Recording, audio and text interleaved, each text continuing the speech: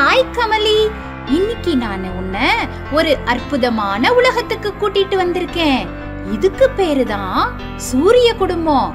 இதுல 8 கோள்கள், வால் நட்சத்திரங்கள், சிறு கோள்கள் மற்றும் விண்கற்கள் இது எல்லாமே இருக்கு. ஓ, இதுக்கு பேருதான் சூரிய குடும்பமா? நான் இதையெல்லாம் பக்கத்துல போய் பார்க்க முடியுமா ஷாலினி?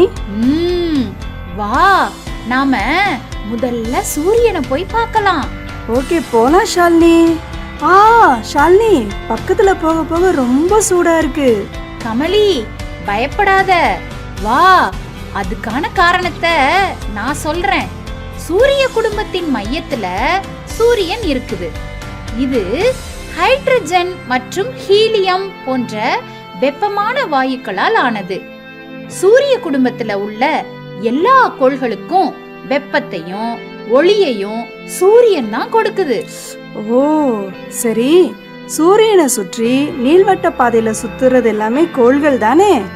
ஆமா கமலி, நீ சொன்னது சரிதான். இவை எல்லாம் தான் சூரிய குடும்பத்துல உள்ள 8 கோள்கள்.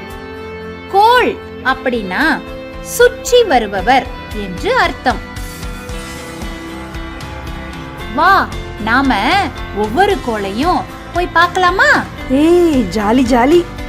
கமலி, சூரியனுக்கு மிக அருகில் இருக்குது பாரேன், அதுதான் புதன். இது மிகவும் சிறிய கோள். காலையிலயும் மாலையிலயும் நாம வெறும் கண்களால இந்த புதன் கோளை பார்க்க முடியும். சரி, 2வது கோள் என்ன ஷாலினி? 2வது கோளோட பேரு என்ன தெரியுமா? அந்த கோளோட பேரு வெள்ளி. இது மிகவும் வெப்பமான கோள். மற்ற கோள்களை காட்டிலும் மிகவும் மெதுவா சுற்றும் கோள் தான் இது. காலையிலயும் மாலையிலயும் வானத்துல காணப்படுவதனால இந்த கோளை விடிவெள்ளின்னு சொல்றோம். சரி ஷாலினி, 3வது கோள் பூமி தானே? ஆமா, நம்ம பூமியில நிலம், நீர் மற்றும் காற்று ஆகியவை காணப்படுவதனால உயிரினங்கள் வாழ தகுதியான சூழல் நிலவுகிறது.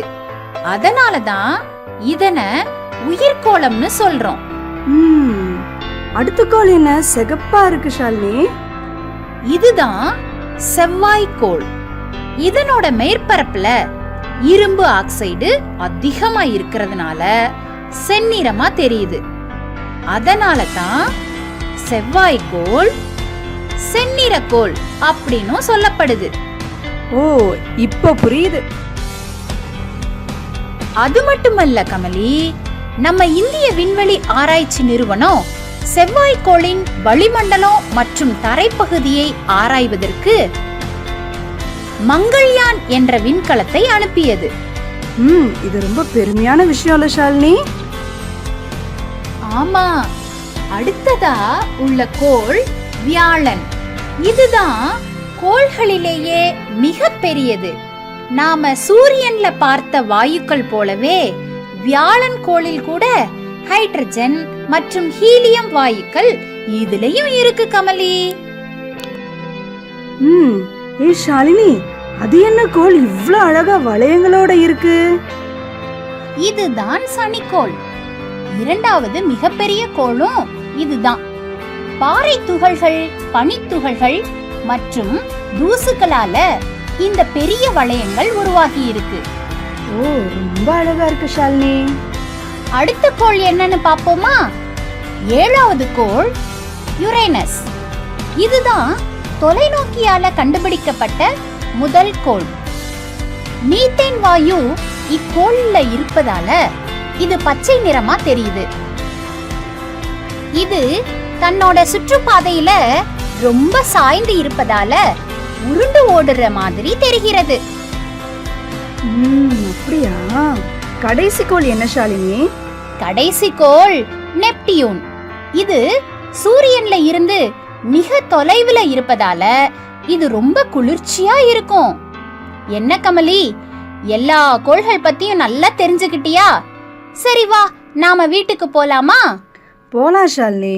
ஆனா அதுக்கு முன்னாடி இந்த 8 கோள்களுடைய பெயரையும் எப்படி ஞாபகம் வச்சுக்கிறது?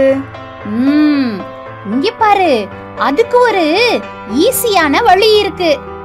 புது வெள்ளம் புவியில் செலுத்தினால் விவாதம், சண்டை, யுத்தம் நெருங்காது. இந்த வாக்கியத்தை நீ நல்லா ஞாபகம் வச்சுக்கோ.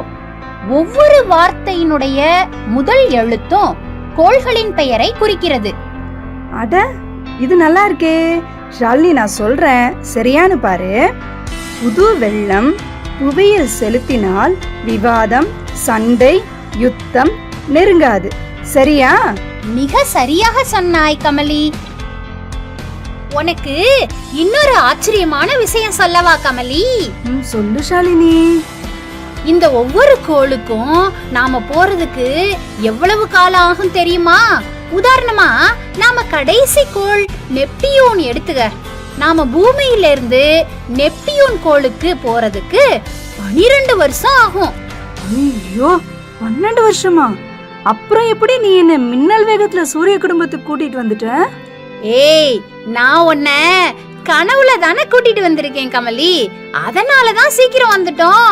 ஓ, கனவுலையா? ஆமா கமலி. சரி வா, நான் உன்னை வீட்ல போய் விட்டுறேன்.